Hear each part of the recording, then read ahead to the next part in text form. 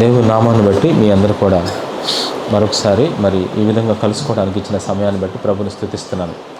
దేవుని నామానికి ఎంతగానో వందనాలు. మరి ఈ సమయంలో కొన్ని విషయాలు మీకు మరలా తెలియజేయడానికి దేవుడు ఇక్కడికి పంపిస్తూ ఉన్నాడు అన్నమాట.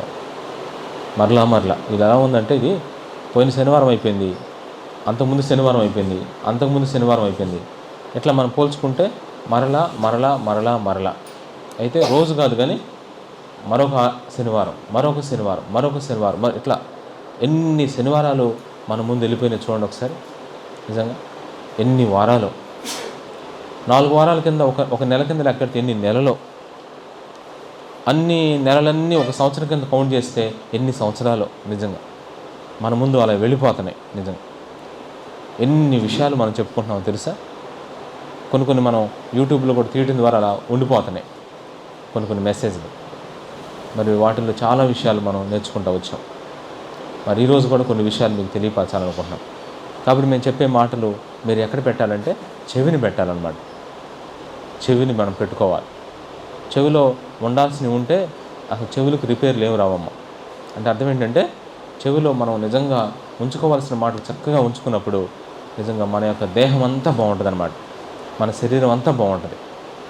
కొన్ని మనం ఉంచుకోకుండా ఉండాల్సిన విషయాలు చెవిలో మనం ఉంచుకున్నాం అనుకోండి, దాన్ని ఏమంటారంటే, మీ ఇంట్లో మీరు కొన్ని ఉంచుకుంటారు, కొన్ని పారేస్తారు. మీ ఇంట్లో డైలీ పారేసేది ఏంటి చెప్పండి? ఇంట్లో డైలీ రోజు చేయాల్సిన పని చీపురుతో ఊడ్చి ఏం చేస్తారు చెప్పండి? ఆ పనికి రాందంతా వస్తుంది అనమాట. అదంతా తీసుకెళ్ళి ఎక్కడ పెట్టుకుంటారు? చక్కగా డస్ట్బిన్లో వేసేస్తారు. ఆ డస్ట్బిన్ అట్లాగే పెట్టుకుంటారా? ఆ డస్ట్బిన్ తీసుకెళ్ళి మళ్ళీ గవర్నమెంట్ వారు ఇచ్చిన దాంట్లో వేసేస్తారు. వాళ్ళు ఏం చేస్తారు? తీసుకెళ్తే ఒక్కసారి వేస్తారు. అక్కడ కొంచెంసేపు ఉండగలరా మీరు?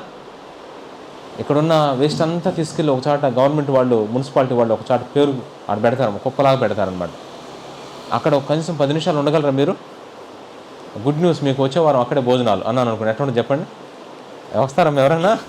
నిజంగా అది గుడ్ న్యూస్ ఏంటంటే అంటారు. నిజంగా అక్కడ నువ్వు మంచి పంచపక్ష పరమాణాలతో అక్కడ భోజనాలు పెట్టి తింటారా? ఎందుకని? ఈ ఏరియాలో ఉన్న చెత్త చెదారం అంతా అక్కడే ఉంటుంది. అక్కడ ఒక్కటి మాత్రం ఉంటుందమ్మా ఖచ్చితంగా. ఏముంటాయి చెప్పండి? అక్కడ ఒకటి మాత్రం తిరుగుతూ ఉంటాయి. ఏంటవి? పందులు తిరుగుతూ ఉంటాయి అన్నమాట. అందుకు నేను అనుకున్నాను, మొన్న లోకంలో సాతానుడు ఉంటాడు. సాతానుడికి ఇష్టమైన కలర్ ఏంటో తెలుసా? సాతానుడికి ఇష్టమైన కలర్స్ చాలా ఉన్నాయి. రోజ్ కలర్ అని, ఎల్లో అని, పింక్ అని, రెడ్ అని చాలా ఉంటాయి. సైతానికి ఒక కలర్ బాగా ఇష్టపడతాడంటమ్మ. మీకు అందరికీ తెలుసు. సాతానికి ఏ కలర్ ఇష్టపడతాడు చెప్పండి? బ్లాక్ అంటే వాడికి బాగా ఇష్టం అనమాట. అంటే మీలో ఎవరైనా బ్లాక్గా ఉంటే మిమ్మల్ని ఇష్టపడుతున్నాను కాదమ్మా, దాని అర్థం. అది ఒక అమ్మాయి పాప నల్లగా ఉంటే ఎందుకమ్మా బాధపడుతున్నామంటే, నిజంగా నన్ను అందరూ సాతాను అంటున్నారని. అందుకే నాటకాలు వేసేటప్పుడు కూడా మరి యేసుప్రభు పాత్రలు, దేవదూతల పాత్రలు, క్రిస్మస్ వచ్చేసిందిగా ఎక్కడ పడితే అక్కడ నాటకాలు వేస్తారు. అప్పుడు సాతానుడికి మేకప్ చూడండి, తెల్లగా కొడతారా నల్లగా కొడతారా? ఒక అబ్బాయి సాతాను వేషం వేశాడు, మాకు తెలిసిన అబ్బాయి నాటకాలు. అబ్బాయి చాలా తెల్లగా ఉంటాడు. ఆ అబ్బాయి షూట్ అయ్యాడు. మరి ఏం చేస్తాం? అందుకని చెప్పేసి ఆ అబ్బాయి నలుపు చేసేసారమ్మా. కోటింగ్ మీద కోటింగ్ కొట్టారు, బాగా మెత్తగా కొట్టారు కోటింగ్. ఇప్పుడు ఎంత నల్లగా ఉంటాడు తెలుసా? నిజంగా వాళ్ళే ఆశ్చర్యపోయారు. దానితో ఒక 2 కొమ్ములు పెట్టారు, వెనక నల్లగా వేశారు, జుట్టుకి ఇంకా నల్లగా వేశారు, నల్లటి కొమ్ములు పెట్టారు. డ్రెస్ కూడా నలిపే. అసలు టాప్ టు బాటమ్ అంతా నలిపే. అసలు చూస్తే భయపెట్టేటట్టున్నాడు. అతను కనుక ఉంటే, కరెంటు కనుక పోతే చాలామంది భయపడిపోతారమ్మ. అట్లా వేశారనమాట. నిజంగా ఒక ఆయన అడిగాడంట, ఎందుకు వాడు నల్లగా చేసేసారంటే వాడు సాతానులే అన్నారంట. కాబట్టి సాతానికి ఇష్టమైన కలరు, నా అభిప్రాయం ఏంటంటే నలుపు. సాతానికి ఇష్టమైన జంతువు కూడా ఉందమ్మా. సాతానికి ఇష్టమైన జంతువు ఏంటి చెప్పండి? మీరే చెప్పేది ఈజీగా. సాతానికి ఇష్టమైన జంతువు చెప్తారు ఎవరన్నా? సాతానికి ఇష్టమైన జంతువు ఒకటి ఉందమ్మా. చెప్పమంటారా? ఇప్పుడే చెప్పాం, పంది. పంది అంటే సైతానికి బాగా ఇష్టం అమ్మ. ఎందుకంటే పంది చేసే పనులు కూడా చూడండి ఎలా ఉంటాయో. పంది అసలు కుదురుగా ఉంటుందమ్మా. దాన్ని అసలు కుదురుగా ఉంచగలం? ఎక్కడ ఉంచడం. అది చేసే పనులు మామూలు పనులు కాదు. అందుకే పంది లాంటి పనులు, పంది చేసే పనులన్నీ కరెక్ట్గా నాకు బాగా ఎక్కలవుతాయి. ఏంటి తెలుసా? సైతానికి కుదురుడు అవుతాయి అన్నమాట. సాతానికి ఇష్టమైన కలర్ ఉంది, ఇష్టమైన జంతువు. సైతానికి ఇష్టమైన పని కూడా ఒకటి ఉందమ్మా. సాతానికి ఇష్టమైన పని కూడా ఉంది వాడికి భలే ఇష్టం ఈ పని. ఎందుకంటే మనుషులను పాడు చేయటువంటి వాడికి మంచి మంచి కార్యాలు చెడగొట్టమంటే వాడికి ఎంత ఇష్టమో, ఎంత ఇష్టమో ఆలోచించండి. మనుషులు చక్కగా ఉంటే వాడు ఏం చేయలేడు చెప్పండి? చూడలేడమ్మా.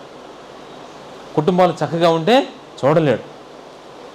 అబ్బాయి బుద్ధిగా చదువుకుంటున్నాడు, ఒక యవనస్తుడు బుద్ధిగా చదువుకుంటున్నాడు, మంచి మార్కులు వస్తున్నాయమ్మా, అందరూ మంచి మార్కులు వస్తున్నాయి, ఈ అబ్బాయికి ఉద్యోగం గ్యారెంటీ.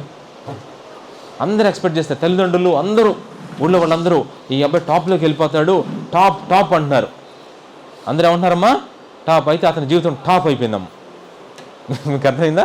అందరూ టాప్ టాప్ టాప్ అంటున్నారు, కానీ అతని జీవితం ఏంటంటే టాప్ అంటే ఆ అబ్బాయి చనిపోయాడు. ఎందుకో తెలుసా? ఆశ్చర్యపోతారు చెప్తే.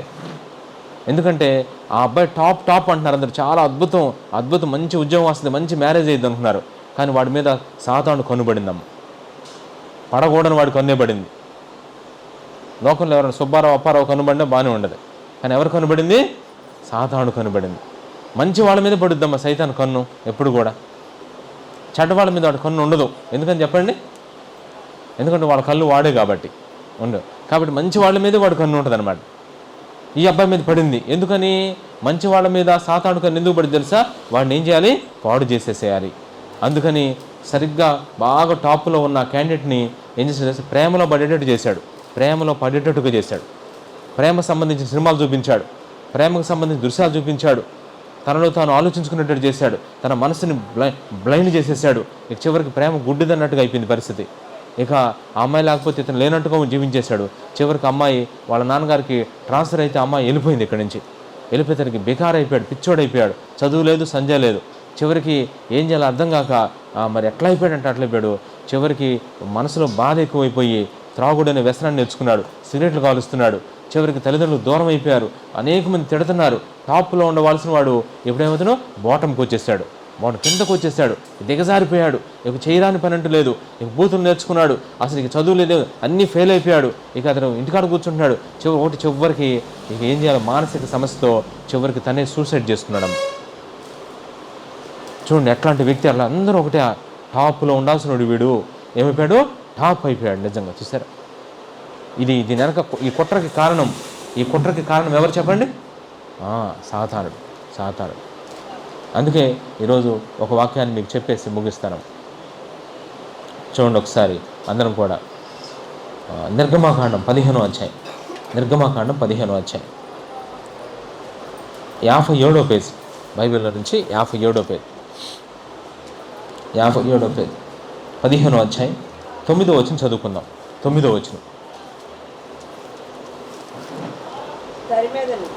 తరిమేదను కలిసికొనేదను, దోపుడు సొమ్ము పంచుకొని ఎదను,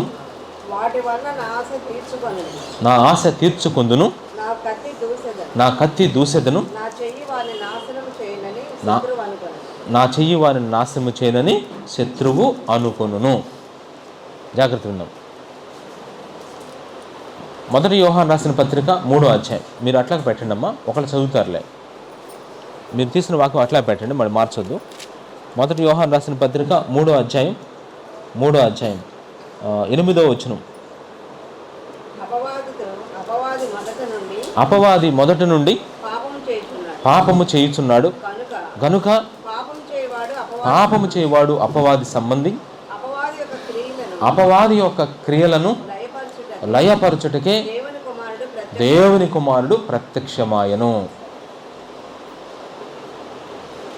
ఇంచుమించుగా 2023 సంవత్సరాల క్రితం, దగ్గర 2023 సంవత్సరాలు అయిపోయింది ఇప్పటికి. ఒక సంవత్సరం కాదు, 2 సంవత్సరాలు కాదు. ఎన్ని సంవత్సరాలు? 2023 సంవత్సరాలు అయింది. కొంతమంది ఇలా అంటారు, నీకున్న సమస్య ఎంతకాలం నుంచి ఉంటుందమ్మా అంటే, ఒక ఆమె ఏమన్నా తెలుసా? 5 సంవత్సరాల నుంచి. మరి నీకెంతకాలం నుంచి? 10 సంవత్సరాలు. ఒక ఆమె ఉంటుంది 15 సంవత్సరాలు. అమ్మో అని మాట ఎప్పుడన్నా తెలుసా? 15 సంవత్సరాలకు అమ్మో అని. యేసుక్రీస్తు ప్రభు ఎప్పుడు వచ్చారు? 2023 సంవత్సరాలు అయింది ఈ లోకానికి వచ్చాయని. చూడండి ఎంత ఆశ్చర్యంగా ఉంది ఈ విషయం. ఈ 2023 సంవత్సరాలు అయితే ఎందుకు యేసు ప్రభు వచ్చాడంటే ఇక్కడ చాలా స్పష్టంగా కనపడిన పాయింట్, అపవాది క్రియలు. మీరందరూ గమనించాలి. ఈ ఉదయకాల సమయంలో మీరందరూ కొంచెం స్పష్టంగా అవగాహన చేసుకున్నాం. స్పష్టంగా అవగాహన చేసుకోండి. అపవాది క్రియలు. క్రియలు అంటే అర్థం ఏంటి? క్రియలు అంటే పనులు. అపవాది చేసే పనులు ఉన్నాయమ్మ. బైబిల్లో చాలా ఉన్నాయి, అవన్నీ చెప్పలేక నేను సింపుల్గా ఒకే ఒక వాక్యం దగ్గర ఉండిపోదాం. అపవాది ఎటువంటి పనులు చేస్తాడబ్బా? కొన్ని మనకు అవగాహన అవుతూ ఉంటాయి చూస్తున్నప్పుడు. ఒక అమ్మాయి ఊరేసుకొని చచ్చిపోయిందంటే అది ఎవరి పని చెప్పండి అమ్మ? ఎవరన్నా? దేవుని పనా, సైతాన్ పనా? చాలా స్పష్టంగా అర్థం. ఒక అతను బాగా సిగరెట్లు కాలుస్తున్నాడు, ఎవరి పని? మరి దానికోసం పెద్ద బుక్స్ చదవాల్సిన పని లేదమ్మా. ఒక అతను నోరు తెరిస్తే చాలా బూతులు మాట్లాడుతున్నాడు, ఎవరి పని అమ్మా? చూడండి ఎంత ఈజీగా అర్థమవుతున్నాయి మీ అందరికి. ముస్లిం ఆంటీ గారు ఏంటంటే బయటపడి చెప్తున్నారు, మీరు చెప్పలేకపోతున్నారు. నిజమే కదా అనుకుంటున్నారు, నాకు తెలుసు. మీరు ఒకరినొకరు చంపుకుంటున్నారు, ఎవరి పని? ఒకరినొకరు తిట్టుకుంటున్నారు. చూడండి ఎంత ఆశ్చర్యంగా ఉన్నాయి. ఎట్లాంటి ఎన్ని లేవమ్మా, ఎన్ని లేవు? ఆలోచించండి ఒకసారి. అపవాది ఎన్ని పనులు చేస్తున్నాడంటే అన్ని పనులు. ఇప్పటికీ ఆల్రెడీ వర్క్ జరిగిపోతుందమ్మా. ఆల్రెడీ చాలామందిని చేసేసాడు, ఇంకా చేస్తున్నాడు, ఇంకా చేయబోతున్నాడు కూడా. అందుకని వాడు కంకణం కట్టుకుంటున్నాడు. అయితే మీకు ఒక శుభవార్త ఏంటో తెలుసా? శుభవార్త. యేసుప్రభు ఈ లోకానికి ఎందుకు వచ్చాడంటే అపవాది పనుల్ని లయం చేసేస్తాడు. లయం అంటే అర్థం ఏంటి తెలుసా? లయం అంటే అర్థం ఏంటి చెప్పండి? అపవాది క్రియలను లయపరచుటకే. లయపరచుట అంటే అర్థం ఏంటి? అంటే అవి వాస్తవం చెప్పాలంటే అవి జరగనీయకుండుట, అవి జరగనీయుడు. అపవాది మాత్రం ఉంటాడమ్మా, ఖచ్చితంగా గమనించాలి. సాధారణంగా ఉండేదే, కానీ వాడి పనులు మాత్రం జరగనీయుడు. అందుకు యేసుప్రభు లోకాన్ని యేసుక్రీస్తు మొదటిసారి వచ్చేసాడు ఈ లోకానికి. మరలా తిరిగి రెండోసారి రాబోతున్నాడు. యేసుక్రీస్తు యొక్క రాకడ 2 రకాలమ్మా. యేసుక్రీస్తు యొక్క రాకడ 2 రకాలు. మొదటి రాకడ ఆల్రెడీ అయిపోయింది క్లియర్గా. ఎప్పుడు వచ్చాడు? 2023 సంవత్సరాల క్రిందట వచ్చేసాడు. ఆయన మొదటి రాకడలో దేవుడు చేసిన పని ఏంటంటే అపవాదిని నాశనం చేయలేదు. అపవాది చేసిన పనులను ఏం చేశాడు చెప్పండి? జరగనీయకుండా చేశాడు. మళ్ళీ రెండోసారి రాబోతున్నాడు. అప్పుడు ఏం చేస్తాడు తెలుసా? మీరు అనుకున్నట్టుగా అసలు ఆ సైతాను లేకుండా చేసేస్తాడు. మరి అప్పుడే చేయొచ్చుగా అనొచ్చు. మీరు చెప్పాలా ఆయనకి? మీరు అనొచ్చు అప్పుడే చేయొచ్చుగా. ఎప్పుడు గుర్తుపెట్టుకోండి, మనం దేవునికి సలహాలు ఇవ్వచ్చమ్మా. మనకు దేవుని చెప్పేంతటి వాడవా? లేదు. దేవుడు ఏం చేస్తున్నాడు చూసుకుంటూ ముందుకెళ్ళాలి, అంతే. అలా తీసేయడమ్మా దేవుడు తెలుసు అంతా కూడా. ఒక్కసారి మనం ఆలకిద్దాం నిజంగా. చాలా కొన్ని క్వశ్చన్లు వేసుకుంటున్నప్పుడు మనసులో చాలా విషయాలు బయటపడుతున్నాయమ్మ. చాలా విషయాలు మానవుల్ని ఆలోచించాల్సిన విషయంలో ఆలోచించకుండా చేస్తున్నాడమ్మ సాతాను. ఇప్పుడు నేను ఒక ప్రశ్న వేస్తాను, మీరు ఆలోచన చేయండి. జనరల్గా ఇది నిజంగా మంచి ప్రశ్న వేస్తాను మిమ్మల్ని. జనరల్గా ఒక మంచి క్వశ్చన్ ఈరోజు. ఇప్పుడు నాకు శరీరం ఉంది, ఆత్మ ఉందమ్మా. ఆత్మ ఉంది. ఇప్పుడు మీరు చెప్పండి, కూర్చున్న వాళ్ళందరూ, శరీరము ఆత్మ 2 ఉన్నాయమ్మా అనుకోండి కొంచెంసేపు. దేనికి మరణం ఉంది, దేనికి మరణం లేదు? శరీరం ఉంది, ఆత్మ ఉంది. దేనికి మరణం ఉంది, దేనికి మరణం లేదు? శరీరానికి మరణం ఉంది, ఆత్మకు మరణం లేదు.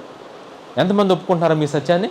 నిజంగా తప్పదమ్మా, ఒప్పుకోరు. మీరు దయచేసి ఏమనుకోరు, నేను ఒప్పుకున్నట్టు కుదరదు. మీరు ఒక మీటింగ్ అయిన తర్వాత ఒకళ్ళు నన్ను కలిసినా, ఎక్కడ నన్ను పర్సన్ కలిసినా ఒప్పింపజేస్తాం అన్నమాట. మీకు అవసరమైతే మిమ్మల్ని వంచైనా ఒప్పింపజేస్తామమ్మ. మీరు ఏ క్వశ్చన్ అయినా దాంట్లో చెప్తాను ఆన్సర్ ఖచ్చితంగా. ఈ విషయంలో ఎవరైనా సరే, ఈ మంగళగిరికి ఒక రకంగా చెప్పాలంటే ఇండైరెక్ట్గా ఒక చిన్న సవాల్ అనమాట ఈ మంగళగిరికి. ఏంటో తెలిసిన ప్రశ్న, ఆత్మకు మరణం ఉందా లేదా అంటే ఆత్మకు మరణం లేదు, డౌట్ లేదు దీంట్లో. ఇప్పుడు మిమ్మల్ని ఆలోచింపజేసే ప్రశ్న ఇదే. మరి ఆత్మకు మరణం లేదంటున్నారు కదా, ఆత్మకు మరణం లేనప్పుడు ఆత్మ జీవిస్తుందిగా అర్థం, ఆత్మ జీవించాలి. మరి మరణించి ఈ శరీరం ఇప్పుడు ఆత్మ శరీరం లోపల ఉందా బయట ఉందా? శరీరం లోపలే ఉంది. జాగ్రత్త వినాలి. ఇక్కడ శరీరం లోపల ఆత్మ ఉంది, శరీరానికి మరణం ఉందంటున్నారు, ఆత్మకు మరణం లేదంటున్నారు. అంటే శరీరానికి మరణం ఉంది కదా, శరీరానికి మరణం ఉన్నప్పుడు ఆ వ్యక్తి ఏం చేస్తున్నాడు? మరణిస్తున్నాడు. మరణించినప్పుడు ఈ ఆత్మ ఏమవుతుంది? బయటకు వచ్చేస్తుంది. దానికి మరణం లేదంటున్నారు. మరి మరణం లేని ఈ ఆత్మ బయటకు వచ్చిన తర్వాత అది ఎక్కడ ఉండాలి, అది ఎక్కడికి వెళ్తుంది? మీరు ఆలోచించారు ఎప్పుడన్నా ఈ విషయాన్ని?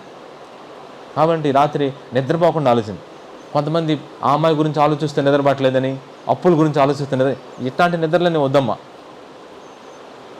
ఆ సినిమా చూశాను నిన్న, అదే కళ్ళలోకి వస్తుంది నిద్రే, ఇవన్నీ కాదమ్మా. ఇట్లాంటి ప్రశ్నలు మీరు ఆలోచిస్తూ నిద్ర పట్టుకుంటుంటే మీ నిద్ర మంచి నిద్ర అమ్మ. ఎవరన్నా వచ్చి నా దగ్గరకు వచ్చి పాస్టర్ గారు రాత్రి అంతా నిద్ర లేదు నాకంటే, ఎందుకయ్యా ప్రార్థన చేస్తాను రా అంటే, రాత్రి అసలు ఆత్మ ఎక్కడికి వెళ్తుందో ఆలోచించానంటే అబ్బా మంచి నిద్ర. అట్లాంటి నిద్రలో మీకు నిజంగా ఆ విషయాలు ఆలోచిస్తూ అసలు మీకు నిద్ర రాకుండా ఉండును గాక నేనే అడుగుతున్నా దేవుణ్ణి. మీరు ఎవరైనా ఉంటే నిజంగా ఆ ప్రభా ఈ ప్రశ్నను వాళ్ళు ఆలోచిస్తూ వాళ్ళకి అసలు నిద్ర లేకుండా చేయి ప్రభా అని దేవుని దగ్గర ప్రార్థన చేస్తానమ్మా. తప్ప రైటా చెప్పండి? ఇది మిమ్మల్ని చూస్తుంటారు అనిపిస్తుంది నాకు. ఎందుకంటే మామూలుగా వింటలేదుగా మీరు చెప్తుంటే. కొన్ని విషయాలు చెప్పారనుకోండి, మీరు వింటలేదు కాబట్టి ఆ విషయాలు బాగా ఆలోచించడానికి రాత్రి నిద్రపడకుండా చివరికి ఆ ట్యాబ్లెట్స్ వేసుకున్నాక నిద్ర రాదమ్మా మీకు. ఎందుకంటే దేవుడు అట్ట గదిలిస్తాడనమాట. ఇప్పుడు ఆత్మకు మరణం లేదు, బయటకు వచ్చిన తర్వాత ఆత్మ ఎక్కడికి వెళ్తుంది ఎవరికి తెలియని పరిస్థితి. అందుకే మీకు ఈ విషయాలు చెప్పడానికి వచ్చాము. శత్రువు చేసే పని తెలుసా? అదంతా నీకెందుకుపా, అదంతా నీకు అవి గురించి ఆలోచిస్తావింది, అప్పుడు చూసుకుందాంలే, ఇప్పుడా నీది, ఇంకా నీకు ఎంజాయ్మెంట్ చూడు ఎట్లా ఉంది, ఇంకెన్ని రోజులు ఉన్నాయి. ఆయన అట్టాకే చెప్తాడులే, ఇది ఎప్పుడో ఆలోచించాల్సిన విషయం, ఎప్పుడో ఆలోచించాల్సిన విషయం, ఇప్పుడు కాదు, ఆ సమయం వచ్చినప్పుడు, ఆ టైం వచ్చినప్పుడు ఆలోచిద్దు కానీ ముందు కానీ నువ్వు వెళ్ళి సినిమాకి వెళ్ళే. అది ఎట్లా అంటా ఉంటాడు సాతానుడు. ఎంత శత్రువు ఎంత పని చేస్తున్నాడు చూడండి. అందుకే ఈరోజు నేను ఏం వాక్యం చెప్పబోతున్నానంటే, అపవాది క్రియలు అంటే సాతానుడు చేసే పనులను దేవుడు ఏం చేస్తున్నాడు చెప్పండి? లయపరచడానికే 2023 సంవత్సరాల కిందట వచ్చాడమ్మ. ఆ పనులేంటో మనం చదువుకుంటున్నాం ఇప్పుడు. నిర్గమాకాండం 15వ అధ్యాయం 9వ వచనం చూడండి. ఇక్కడ వాడు ఎటువంటి పనులు చేస్తున్నాడో చిన్న వచనంలో ఉన్నాయి. చిన్న వచనంలో చివరి లైన్, 9వ వచనంలో చివరి లైన్ అంటే చివరి లైన్ 9 నిర్గమాకాండం 15వ అధ్యాయం 9వ వచనం చివరి లైన్, శత్రువు అనుకొనెను అనే మాట ఒక్కసారి చదువుదాం. శత్రువు అనుకుని, ఎవరా శత్రువు? అపవాది. మీ విరోధి అయిన అపవాది అని బైబిల్లో అంటాడు. మన శత్రువు వాడే అపవాది. అనుకోలేను అంటే వాడు అనుకుంటున్నాడంట, అంటే వాడు తలస్తున్నాడు, వాడు ఏం చేస్తున్నాడంటే ఆలోచిస్తున్నాడు. ఏమనుకుంటున్నాడు అంటే 7 పాయింట్లు అనుకుంటున్నాడు. ఇక్కడ 1 ఏమనుకున్నాడు చూద్దాం. 9వ వచనం 1 తరిమేదను. ఆపండి. ఫస్ట్ పాయింట్ తరిమేదను. ఆనాడు అక్కడ ఇశ్రాయేల్ ప్రజల్ని ఫరో అనే రాజు తరుముదామని దాన్ని నేను ఇట్లా కన్వర్ట్ చేసుకుంటున్నా. తరిమేదను అంటే అక్కడ ఫరోకి సాదృశ్యం ఎవరంటే సాతానుడు అనమాట. సాతానుడు మనల్ని తరిమేదను, మనల్ని తరమాలనుకుంటున్నాడంటమ్మా. తరమటం చూడండి, మనం తరమాలి అసలు, కానీ వాడు మనల్ని తరుముతున్నాడు. ఎలా తరుముతున్నాడు చూడండి, మిమ్మల్ని ఎలా తరుముతున్నాడు ఒకసారి ఆలోచించండి. మిమ్మల్ని భయభ్రాంతులకు గురి చేస్తున్నాడు. కుదురుగా కూర్చొని ఇట్లా మనస్సులో నెమ్మది లేకుండా చేస్తున్నాడు, సమాధానం లేకుండా చేస్తున్నాడు, ఇంకా సంతోషం లేకుండా చేస్తున్నాడు. నిజంగా చూడండి ఎట్లా తరుముతున్నాడంటే అట్లా తరిమేస్తున్నాడు. మిమ్మల్ని మీ వెంట పడుతున్నాడు, మీ వెంటపడి మిమ్మల్ని నానా బీభత్సం చేస్తున్నాడు, మిమ్మల్ని చెండుకు తింటున్నాడు. ఒక రకంగా చెప్పాలంటే ఎట్లా తరుముతున్నాడు. ఈ ప్రాంతం నుంచి ఆ ప్రాంతానికి, ఆ ప్రాంతం నుంచి ఇంకో ప్రాంతానికి. అసలు మిమ్మల్ని కుదురుగా అందుకే చూడండి అమ్మా, నువ్వు కుదురుగా కూర్చోలేకపోతున్నావు, నిలకడగా ఉండలేదు అంటే నీలో ఏయో భయాలు వచ్చేసినాయి. ఆ భయాలకు కారణం ఎవరు ఒకసారి ఆలోచించు. ఎందుకు వస్తున్నాయి ఆ భయాలు? ఈరోజు తరిమెదును అనే ఒక మంచి ఆలోచనతో ఉంటున్నాడు ఎవరు? సాతానుడు. వాడికి అది మంచి ఆలోచనే. ఈరోజు మానవుని తరుముతుంది ఏంటో తెలుసమ్మా? మానవుని తరుముతుంది ఏంటో తెలుసా? మానవుడు చేస్తున్న పాపాలు, మానవుడు చేస్తున్న ఆ యొక్క మరి దేవునికి విరోధమైన కార్యాలు మానవుడిని ఏం చేస్తున్నాయి చెప్పండి? తరుముతున్నాయి మానవుడిని. ఓచాట ఉండి ఇట్లా ఎంత భయంకరంగా తరుముతున్నాయి అంటే అంత భయంకరంగా తరుముతా ఉన్నాయి. ఓసారి చూశాను, ఎలుక పిల్లి. మీరు చెప్పండి, ఎలుక పిల్లిలో ఎవరిని తరుముతారు? పిల్లి ఎలుకను తరుముద్దా? ఎలుక పిల్లిని తరుముద్దా? పిల్లినే ఎలుకను తరుముద్ది. అసలు ఎలుక కనపడితే చాలు తరిమేస్తాడు. అప్పుడు పాపం ఎలుక ఎంత పరిగెత్తుందో చూడండి. ఈ రకంగా ఒక ఎలుకను పిల్లి తరిమినట్టుగా అపవాది మానవుడిని ఏం చేస్తున్నాడు తెలుసా? తరుముతున్నాడు. వేటిని బేస్ చేసుకునంటే మన చేత ఏం చేస్తున్నాడు? పాపాలు చేయించి ఆ పాపాలు మనల్ని తరిమేటట్టుగా చేస్తున్నాడు. ఏదో ఒక విధంగా తరమాలి. అసలు లెక్క అయితే మనం తరమాలి, కానీ వాడు మనల్ని తరుముతున్నాడు. ఇంకా అనుకుంటున్నాడంట, ఇంకా తరమాలి. ఎప్పటి నుంచో తీసుకొస్తున్నాడు. చూస్తారు, నువ్వు అవి చెయ్యి, ఇవి చెయ్యి అని చాలా మన చేత చేసేటప్పుడు ఏముండదమ్మా, చేయిస్తాడు వాడు ఖచ్చితంగా. ఆ తర్వాత ఆ పాపాలు మనల్ని తరుముతున్నప్పుడు ఏం చేయాలో తెలియక ఎటు పడితే అటు వెళ్ళిపోతూ ఉంటాం. ఎటు పడితే చేసేటప్పుడు బాగానే ఉంటుంది, ఆ తర్వాత అనుభవించేటప్పుడు చాలా బాధగా ఉంటుందమ్మా. ఆ తర్వాత మనం తట్టుకోలేకపోతున్నాం. అప్పు చేసి పప్పు కూడా అంటారమ్మా. అప్పులు చేసి వండుకుంటారు. ఎంత అప్పులతో తరం పడుతున్నారు, అనారోగ్యాలతో తరం పడుతున్నారు. చూడండి ఎంత భయంకరమైన పరిస్థితి వచ్చింది మానవునికి. ఎంత తరం పడుతున్నారంటే ఓ చాట చక్కగా నిలబడలేకపోతున్నారు. అందుకని వాడు కుట్ర చేస్తున్నాడు. సాతానుడు చేసే పని మొట్టమొదటి తెలుసా, తరిమేదను. మిమ్మల్ని తరమాలనుకుంటున్నాడు. తరిమి ఈ లోకం దేవుడు మన కోసం చేస్తే వాడిది కాదు అసలు లోకం. అసలు మీకు క్వశ్చన్ తెలుసా, పరలోక రాజ్యం ఉంది, ఈ భూలోకం ఉంది. సాతానుడిది భూలోకం ఎవరి కోసం చేశాడు దేవుడు? సాతానుడి కోసం కాదమ్మా. ఎవరి కోసం? మన కోసం చేశాడు. పరలోకం ఎవరి కోసం చేశాడు? అది దేవుని కోసం, దేవదూతుల కోసం, ప్లస్ మన కోసం కూడా చేశాడు దేవుడు. అంటే కొద్ది కాలం ఈ భూలోకంలో ఉండి తర్వాత ఎక్కడికి వచ్చేయాలి చెప్పండి? పరలోకంకి వెళ్ళిపోవాలి మనం. అది మన ప్లాన్, దేవుని ప్లాన్.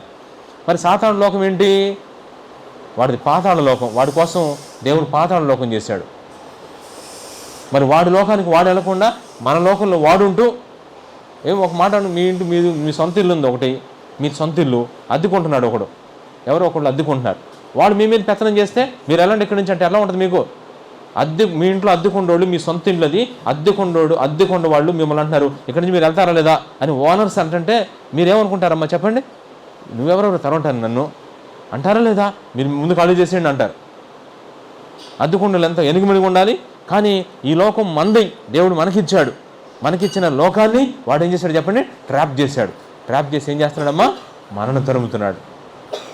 మనమేమో ఎదిరించడానికి శక్తి లేదు, తప్పులన్నీ మన దగ్గర పెట్టుకున్నాం. అద్దెకున్నోళ్ళు ఓనర్స్ తప్పు చేస్తే అద్దెకున్నోళ్ళు మాట్లాడినంటే మరి పడొద్దు. ఓనర్సే తప్పులు చేస్తున్నారు, అద్దెకున్నోళ్ళు బాగానే ఉంటున్నారు అనుకోండి, అప్పుడు మాట్లాడితే పడాలా వద్దా? అలాగే మరి సాతానుడు వాడు ఎప్పుడు చెడు చేస్తాడు. కానీ మనం మంచివారం అయినప్పటికీ ఏం చేస్తున్నాం చెప్పండి? దేవుడు చేస్తున్నప్పటికీ చెడు పనులు చేస్తున్నాం. అందుకే వాడు తరుముతున్నాడు, అనేక రకాలుగా తరుముతున్నాడు. ఇప్పుడు కూడా సాతానుడు కార్యం ఏంటి తెలుసా? ప్రజల్ని వాడు ఏం చేస్తున్నాడు? తరమాలనే ఉద్దేశంతో ఉంటున్నాడు. వాడు చూడండి ఎంత బాడుగా. ఇప్పుడు నా చేతిలో చండ్రకారు ఉంది. నేనేం చేస్తానంటే మరి ఎద్దులను కట్టుకున్నాను, నా చేతులకు బానిసలు అయిపోయింది కాబట్టి చండ్రకారుతో ఎద్దును కొడతాను. అట్లా సాతానుడు నన్ను కొట్టి తరుముతా ఉన్నాడు. తొందర చేయి. ఇస్కరియోతు యోధాకి ఏం జరిగింది తెలుసా? ఆ మొక్క పుచ్చుకోగానే ఒక సాతానుడు అన్నాడంట, నువ్వు చేయుచున్న కార్యం తొందరగా చెయ్యి. ఏంటి ఆ కార్యం? యేసుప్రభుని పట్టివ్వటం, యేసుప్రభుని రోమా సామ్రాజ్యానికి అప్పగించటం. సాతానుడు వెంటనే ప్రవేశించి ఇస్కరియోతు అన్నాడు, నువ్వు చేసే పని తొందరగా చేయి. చేతవలేదా? ఆ చేసిన దాకా నిద్రలేదు అతనికి. అసలు చేసిన తర్వాత అయిపోయింది పరిస్థితి. అందుకే చూడండి ఎంత తరం పడుతున్నారు ఈరోజు. నాది మానవులు తరంబడి ఎక్కడికెక్కడో అటు వెళ్తున్నారు, ఎన్నిటికి వెళ్తున్నారు. సాతానుడి యొక్క కార్యం ఏం చేసి తెలుసా? ఒకటి తరుముట. బైబిల్ ఒక మంచి మాట చెప్తున్నాడు తెలుసా? మనం దేవుని కనుక చోటిస్తే, మనం దేవుని మాట వింటేనంట మీలో ఒక్కడు ఎంతమందితో తెలుసా? 1000 మందిని తరుముతాడంట. మనం సాతానుడు వాడి కార్యం ఎన్ని తరమొచ్చో తెలుసా? మనం దేవునికి చోటిస్తే తరిమేవాడినే తరవచ్చు. మనం భయపడాల్సిన పని లేదమ్మా. అందుకని సాతానుడి పని ఒకటి తరుముట. రెండవది కూడా చూద్దాం, చూడండి. రెండవ పని 9వ వచనం, కలిసి కొనేదను అంటే రెండోది నీకు దగ్గర అవ్వటం. సాతానుడు నీకు దగ్గర అవ్వాలని చూస్తున్నాడమ్మా. నిన్ను కలుసుకోవాలని చూస్తున్నాడు. నేను ఎంత చక్కగా కలుసుకోవాలని చూస్తున్నాడు తెలుసా? నువ్వు నా బిడ్డవని చెప్పాలని చూస్తున్నాడు. ఒక రకంగా చెప్పాలంటే నీతో సహవాసం చేయాలని వాడు ప్లాన్ చేస్తున్నాడు. సాతానుడు నీతో సహవాసం చేయాలని ప్లాన్ చేస్తున్నాడు. మీకు ఏ సహవాసం కావాలో డిసైడ్ చేసుకోవాలి. కలుసుకోవాలనుకుంటున్నాడంట మిమ్మల్ని దగ్గరికి. సాతానుడు సహవాసం వేరు, దేవుని సహవాసం వేరమ్మా. సాతానుడు మనతో ఎందుకు సహవాసం చేస్తాడు? మనల్ని ఏదో చేయడానికి. దేవుడు మనతో ఏం సహవాసం చేస్తాడు? అందుకే మీరు గుర్తెరిగి ఉండాలమ్మా. మీకు దేవుని సహవాసం కావాలా, సాతాను సహవాసం కావాలా? ఇద్దరు అనుకుంటున్నారు.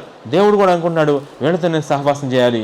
సాతానుడు కూడా ఏమనుకున్నాడు? వీళ్ళని నేను కలుసుకోవాలి. ఎందుకు సాతానుడు కలుసుకోవాలంటున్నాడు తెలుసా? మీ భరతం పట్టడానికి, మీరు చక్కగా ఉంటే చూడలేకుండా ఉండటానికి. అందుకనే కలుసుకుంటా. అందుకే మనం కూడా చాలాసార్లు చాలా బాధ వేస్తుందమ్మా. సాతానుడు మిమ్మల్ని కలుసుకోవాలంటే మనం కూడా ఏం చేస్తున్నాం చెప్పండి? సాతానుడినే కలుసుకుంటున్నాం, సాతానుడిని రాణిస్తున్నాం. ఇప్పుడు మీ ఇంటి దగ్గర ఒక ఇద్దరు వ్యక్తులు నిలబడ్డారు. ఎవరు? యేసు ప్రభు, సాతానుడు. సాతానుడికి అడిగే అలవాటు ఉండదమ్మా. వాడు డైరెక్ట్గా వచ్చేస్తాడు ఇంట్లోకి.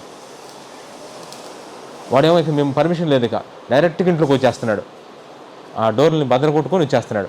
ఏంటి అడగకుండా వచ్చేస్తున్నాడు? నీకు అడిగేది బా అని చెప్పేసి వచ్చేస్తున్నాడు. దేవుడైతే మరి అట్లా భద్ర కొట్టుకొని వస్తాడు ఇంట్లోకి. దేవుడు ఇంట్లో బయట ఉండి అయ్యా రమ్మంటావా అని అడుగుతున్నాడు. చూసారా దేవుడు ఎంత జెంటిల్మెన్నో, ఎంత మర్యాదస్తుడో. దేవుడు ఎంత మర్యాదస్తుడమ్మా. లెక్క ప్రకారం వాస్తవంగా మీరు మీ హృదయం అనే ఇల్లుకి ఒక తలుపు, మీ హృదయం అనే ఇంటికి ఒక తలుపు ఉంది. ఆ తలుపు బయట యేసుప్రభు నిలబడి ఏం చేస్తున్నాడు చెప్పండి? కొడుతున్నాడు. మీరు ఈ మాట చెప్పండి, హృదయము ఎవరిది అసలు? హృదయం ఎవరిదమ్మా? దేవుడిదే. దేవుడమ్మ ఇచ్చింది. కానీ దేవుడు ఎంత జెంటిల్మెన్ చూడండి. కానీ మీ ప్రమేయం లేకుండా, మీ యొక్క అనుమతి లేకుండా దేవుడు మీ హృదయంలోకి రాడు. అందుకని హృదయం అనే తలుపు బయట ఉండి ఆ తలుపుని ఏం చేస్తున్నాడు? కొడతా ఉన్నాడు. తీస్తారా? సాతానుడు అట్లా కొడతాడా? వెళ్ళిపోతాడు అనమాట లోపలికి. అంటే వాడు నిన్ను కలుసుకొని పాడు చేద్దామని వాడి అడ్డదారులు వెళ్ళిపోతున్నాడు. దేవుడు ఎంత గొప్పవాడు చూడండి. అందుకని ఇన్ని వారాల నుంచి దేవుడు మీతో మీ హృదయమైన తలుపుని ఏం చేస్తున్నాడు? తడతానే ఉన్నాడు. కానీ మీరు ఏం చేస్తున్నారంటే దేవుడిని నేను కలుసుకోవాలి అని చెప్పేస్తా తలుపు తీట్లా. చూస్తారా? కాబట్టి సాతానుడు రెండో పని కలుసుకోవాలి. వీళ్ళని కలుసుకోవాలి, ఖచ్చితంగా నీతో సహవాసం చేయాలి, నీతో ఉండాలి అని ఎంతో ప్రయత్నం చేస్తున్నాడమ్మా. అందుకే మనం ఛాన్స్ కూడా, ఆ చోటు కూడా ఎవరికి ఇస్తున్నాం? దేవుడికి ఇవ్వట్లేదు, కానీ ఎవరికి ఇస్తున్నాం? సైతానికి ఇస్తున్నాం. రెండో పని కూడా జరుగుతుంది మనలో. ఒకటి, నువ్వు తరం పడుతున్నావు, ఇది సైతాన్ పని. రెండోది, నువ్వు సహవాసం చేస్తున్నావు, ఇది సైతాన్. ఈ రెండు పనులు నీలో ఉన్నాయమ్మా ఖచ్చితంగా. మూడోది కూడా చూద్దాం, చూడండి. దోపుడు సొమ్ము పంచుకునేదను. మూడోది కలుసుకున్నాడుగా, తరుముతున్నాడు, కలుసుకున్నాడు. మూడో పని ఏంటో తెలుసా? నీ లోపలికి వచ్చేసి దోచేసుకుంటున్నాడు. నీ లోపలికి వచ్చి ఏం దోసుకుంటున్నాడు? మీకు అందరూ తెలుసు. నీ హృదయం లోపల జొరబడి ఏం దోసుకుంటున్నాడు? నీ హృదయంలో ఉన్న మంచి లక్షణాలన్నీ, నీ హృదయంలో ఉన్న మంచి స్వభావం అంతా, ఆ సంతోషము, ఆ సమాధానం అంతా దోచేసుకుంటున్నాడు. దొంగలు పడ్డారు. దేశంలో దొంగలు పడటం కాదమ్మా. దేశంలో దొంగలు పడ్డారు కాదు, ఇంట్లో దొంగలు పడటం కాదు.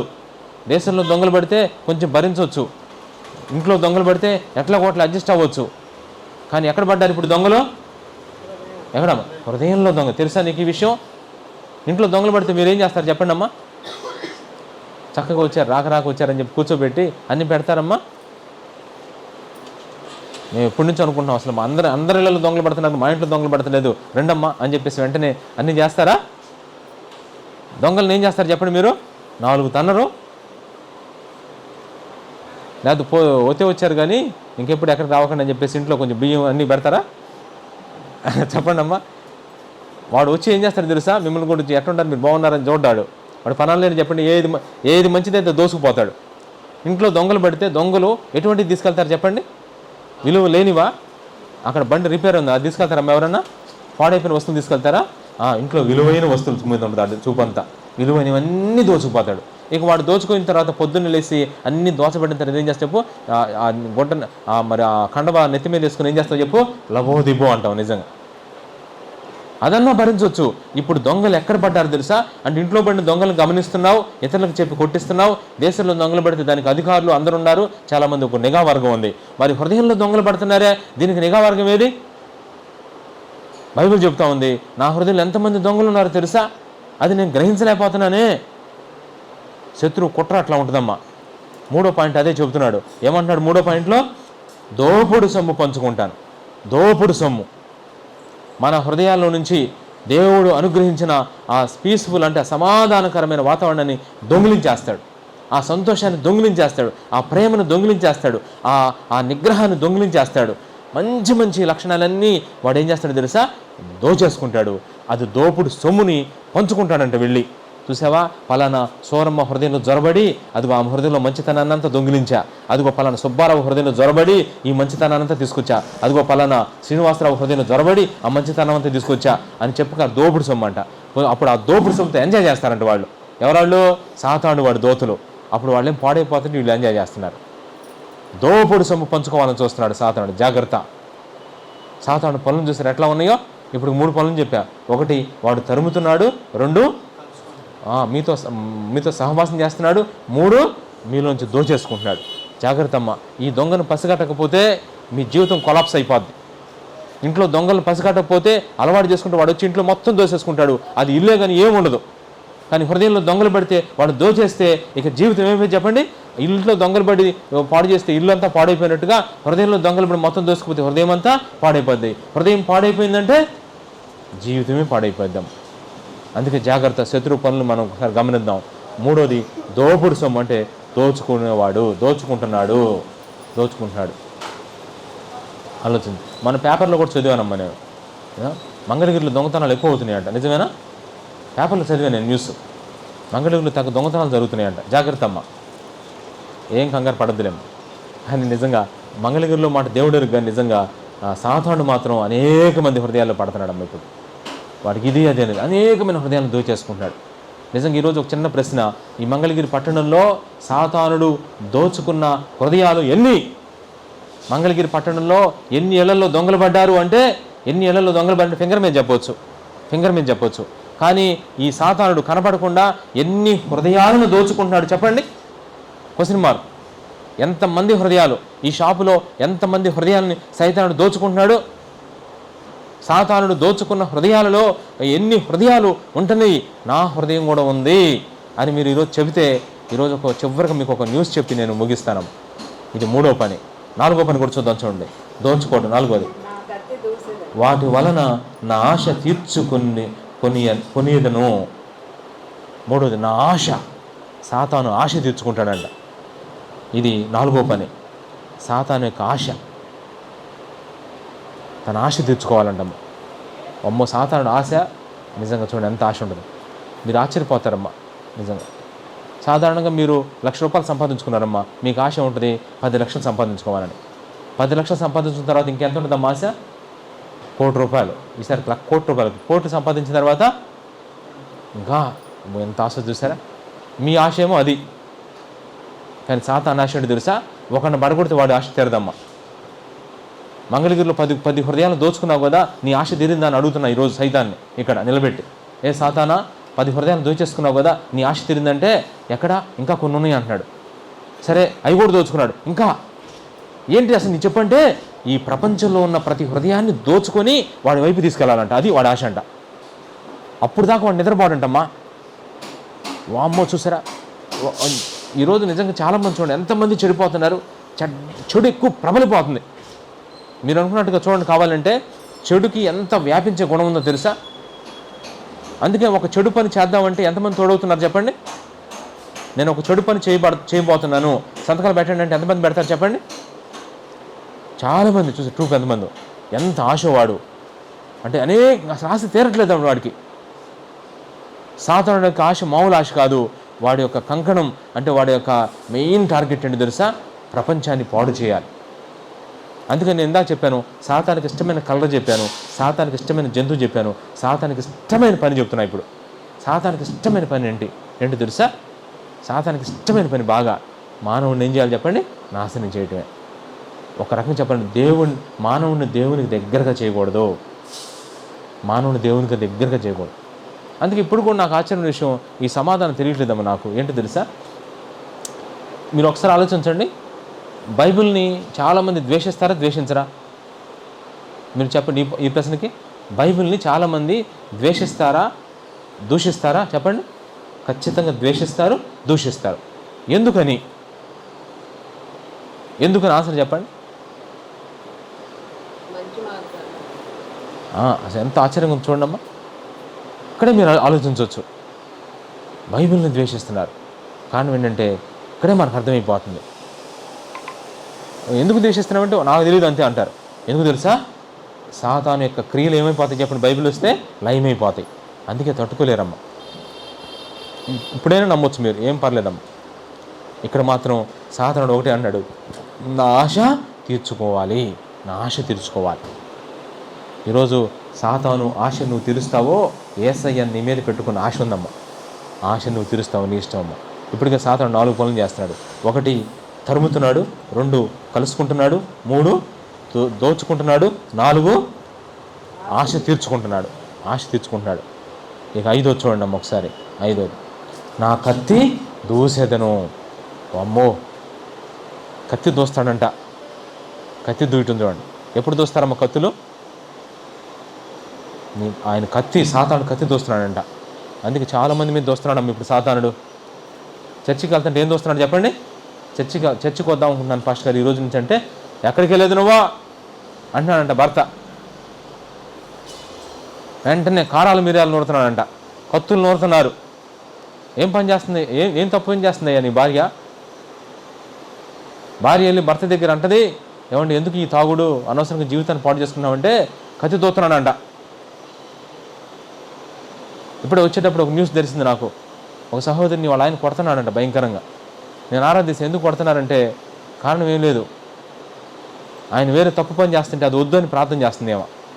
అసలు నువ్వు ప్రార్థనకి వెళ్తాను బట్టే ఇది వద్దు అంటున్నావు నువ్వు, లేకపోతే నువ్వు ఏకీభవించేద్దాను అని చెప్పేసి కొడుతున్నాడంట. ఎంత దారుణం చూడండి ఒకసారి. కత్తులు దోస్తున్నాడు సాతానుడు మనుషుల మీదకి. ఎందుకు అంటే మనం మంచి మార్గంలోకి వెళ్తుంటే ఖచ్చితంగా వాడు కత్తి దోస్తాడమ్మ. ఇక్కడే మీరు గుర్తుపెట్టుకోవాలి అందరూ కూడా. అందుకే వాడు కత్తి దూస్తున్న ఆ కత్తి భయపడతారు మీరు? సాతానుడు కత్తికి పొదులు లేదమ్మో చెప్తున్నావు. అదే సాతానుడు కత్తికి ఏమీ లేదు చెప్పండి. సాతానుడు కత్తి తీశాడు, వాడు కత్తికి ఏమీ లేదు చెప్పండి, పదులు లేదు. మన దగ్గర ఉన్న కత్తికి పొదు ఉంది. ఏం కత్తి చెప్పండి మన దగ్గర? దేవుని యొక్క ఆత్మ ఖడ్గం. భయపడొద్దు. అందుకే చాలామంది గుర్తుపెట్టుకోండి, ఆ సాతానుడు కత్తికి భయపడిపోతున్నాం. కత్తి దోస్తున్నాడు. దూయటం అంటే ఎంత ఫోర్స్ఫుల్గా దోస్తున్నాడు. ఏదో చేయాలి. అసలు చూడండి, ప్రార్థన చేసుకుంటా ఉంటే పాపం మోకరించి వెనకాలకి వెళ్ళి ఈపిని ఒక్క తనుదన్నాడంట ఒక ఆయన. ముందుకు పడిందంట. ఒక ఉదాహరణ చెప్తాను ఈ సమయంలో మీ అందరికీ. ఒక ఉదాహరణ చెప్పి ముందుకెళ్తాను. జర్మనీ దేశంలో ఒక మిషనరీ, ఆయన పేరు ఫ్రాన్సిస్. జర్మనీ దేశంలో ఒక మిషనరీ అన్నమాట.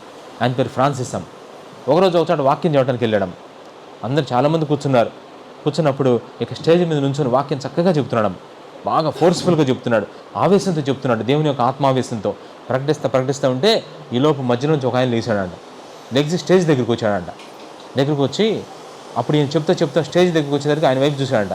చూస్తే పాస్టర్ గారు మీతో ఒక మాట చెప్పాలి అన్నాడంట. పాపం వాక్యం చెప్పే ఈయన పాస్టర్ గారు మీతో ఒక మాట చెప్పాలంటే ఆపేశాడంట. ఆపేసి అది మీ చెవిలో చెప్పాలనుకుంటున్నాను అన్నాడంట. మళ్ళీ మీ చెవిలో. సరే అని చెప్పేసి రండి కమ్మ అన్నాడంట. అక్కడి నుంచి పైకి వచ్చేసాడంట. వస్తే కొంచెం చెవి ఉంచుతారా అన్నాడంట. ఇట్లా చెప్పయ్యా అన్నాడంటే అనూసాడంట మొహం మీద. చూడండమ్మా, తుప్పు అనూసాడంట మొహం మీద. ఊసి అలా వెళ్ళిపోయాడంట. ఇప్పుడు ఏం చేసేది తెలుసా?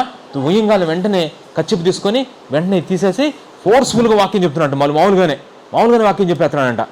ఈ జనం అందరూ కూర్చున్నారు ఇక్కడ. ఇప్పుడు ఆ దృశ్యం చూస్తున్నారు. ఈ పాస్టర్ గారు చెప్పే వాక్యం చూస్తున్నారు. వాడు ఉమ్మేసేలాడు కదా, ఉమ్మేసినప్పుడు అతను ఒక్క మాట కూడా అనకుండా, ఏ మాట అనకుండా తను తగ్గించుకున్న ఆ తగ్గింపు చూస్తున్నారు. ఆ ఏరియాలో దాంట్లో ఒక డాక్టర్ గారు వాక్యం విందామని వచ్చాడంట. ఒక డాక్టర్ గారు, ఆ ఊర్లో పేరెన్నిక కలిగిన వ్యక్తి డాక్టర్ గారు వాక్యం విందామని వచ్చి, మంచి ఫేమస్ డాక్టర్ గారు వచ్చాడంట అక్కడికి. ఆయన అనుకున్నాడంట, మీటింగ్ అయిన తర్వాత ఇలా అనుకున్నాడంట, నిజంగా ఆయన వచ్చి ఉమ్మూసినా సరే ఆయన అనలేదు అంటే ఈయన ప్రకటించే దేవుడు చాలా గొప్పవాడు, అందుకనే ఆయన అంతా తగ్గింపు కలిగి ఉన్నాడు. కాబట్టి ఈయన తగ్గించుకుని ఉన్నాడంటే ఈయన నమ్ముకున్న దేవుడు తగ్గించుకుని వాడే ఉన్నాడు. అందుకే ఆ లక్షణం నేర్పించాడు. కాబట్టి ఈ యేసు ప్రభు నాకు కావాలి. ఆ మీటింగ్ అయిన తర్వాత మారుమనసు పొంది పాపక్షమాపణ నిమిత్తం ఆయన బాప్తిసం తీసుకున్నాడంటమ్మ. దుష్టుడు ఏమనుకున్నాడు చెప్పండి? కత్తి దూశాడు. కానీ ఆ కత్తిని ఎవరు వాడుకున్నారు చెప్పండి? దేవుడు వాడుకున్నాడు. ఈయన ప్రసంగం, ఈయన వాక్యం చెప్పాడు కదా, వాక్యం చేయలేని పని ఏం చేసింది చెప్పండి? ఆ దైవికమైన లక్షణం, ఆ తగ్గింపు వాడు ఊయబట్టేగా శత్రువు సిగ్గుపడిపోయాడు. అపవాది క్రియలను అట్లా లయపరుస్తాడమ్మ దేవుడు. మనం అనుకున్నట్టుగా లయపరచడమ్మ దేవుడు తెలుసు. ఏ క్రియను ఏ అపవాది కత్తి దోస్తున్నాడంటే ఈ మధ్య ఎక్కువగా. ఇంట్లో కూడా చూడండి మీరు, అయ్యా కొంచెంసేపు ప్రార్థన చేసుకుని వాక్యం చదువుద్దంటే వాళ్ళు ఏమంటారు చెప్పండి? నువ్వు చేస్తా నువ్వు చేసుకో అని చెప్పి మన మీద తిడటానికి వస్తారు. జాగ్రత్త, మనం కుంగిపోవాల్సిన పని లేదమ్మా. కత్తులు దోస్తున్నాడు సాతానుడు ఇప్పుడు అందరి మీద, నోరుతున్నాడు కత్తులు. విచిత్రం చెప్పమంటే మీకు ఆశ్చర్యమైన విషయం. ఒక బండ మీద వాడు ఏం చేస్తున్నాడంటే కత్తి నోరుతా ఉన్నాడు. ఎంత నూరినా ఎంత నూరినా ఎంత నూరినా ఆ కత్తికి ఏమి రావట్లేదు చెప్పండి, పదును రాదు. ఎవరి మీద నూరుతున్నాడు? దేవుని బిడ్డల మీద నూరుతున్నాడు, వాడిని ఏదో చేద్దామని.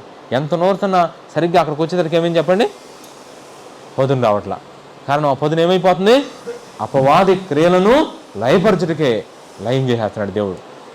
అందుకనే నా కత్తి దూసేదను అని 5వ పని చేస్తున్నాడమ్మ. ఇక చివరిగా చూడండి, చివరి పని చూడండి. అది చాలమ్మ. చూడండి ఎంత ఆశ్చర్యంగా. లాస్ట్ పని ఒకటి చెప్పుకుంటూ వచ్చాను.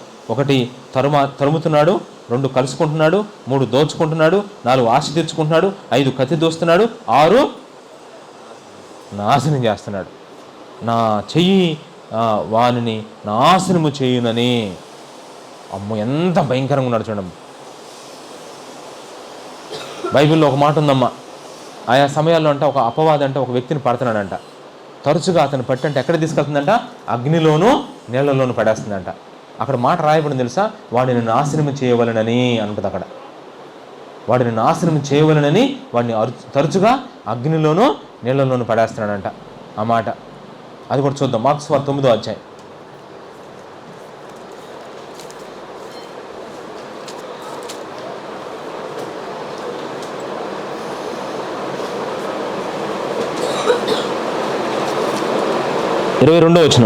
మార్క్స్ 9:22.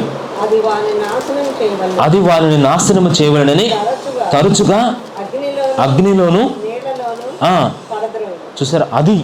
అది అంటే ఎవరమ్మా? అపవాది. ఎవరినంటే ఆ బాబుని, ఆ చిన్న అబ్బాయిని నీళ్లలో అగ్నిలో పడేస్తుందంట. ఎందుకు పడేస్తుంది? నాశనం చేయాలని.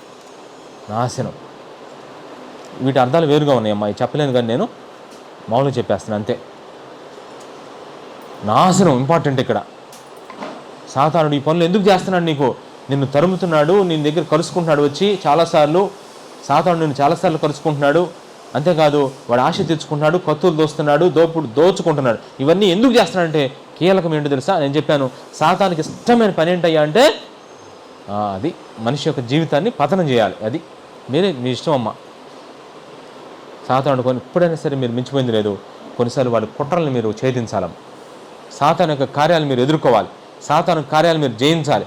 అపవాదికి అనంత నాశనం అని చెప్పాలి. అపవాది, నువ్వు నా మీదకి ఏమి రాలేవు, నువ్వు నన్ను ఏమి చేయలేవు అని చెప్పాలి.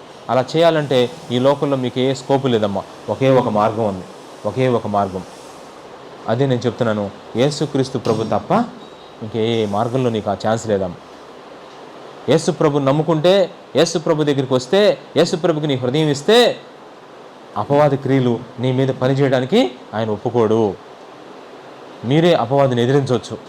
దేవునికి లోబడి ఉండండి, అపవాదిని ఎదిరించండి, అప్పుడు వాడు మీ దగ్గర నుంచి పారిపోతాడని వాక్యం ఉంది. దేవునికి లోబడి, యాకోబు పత్రికలో ఉంటుంది, దేవునికి లోబడి ఉండండి. ఆ మాట కూడా చదివి ముగించేస్తాను. యాకోబు రాసిన పత్రిక 4వ అధ్యాయం 7వ వచనం. యాకోబు 4:7. కాబట్టి దేవునికి లోబడి ఉండు, అపవాదిని ఎదిరించుడు, అప్పుడు వాడు మీ యొద్ద నుంచి పారిపోడు. ఇక్కడ 2 పనులు మీరు చేయాలమ్మా. చేస్తే 3వ పని దేవుడు చేసేస్తాడు. 2 పనులు. ఒకటి దేవునికి లోబడాలి. అంటే అర్థమేంటి తెలుస్తుంది? దేవునికి లోబడటం అంటే మొదట నీ హృదయాన్ని దేవునికి ఇవ్వాలి. యేసుప్రభువా, నా కొరకు ఈ లోకానికి వచ్చావు అని నమ్మాలి. మారు మనసు పొందాలి. ప్రార్థన చేసుకోవాలి చక్కగా. అదే లోబట్టం అంటే. ఇది లోబడి అపవాదిని ఎదిరించండి.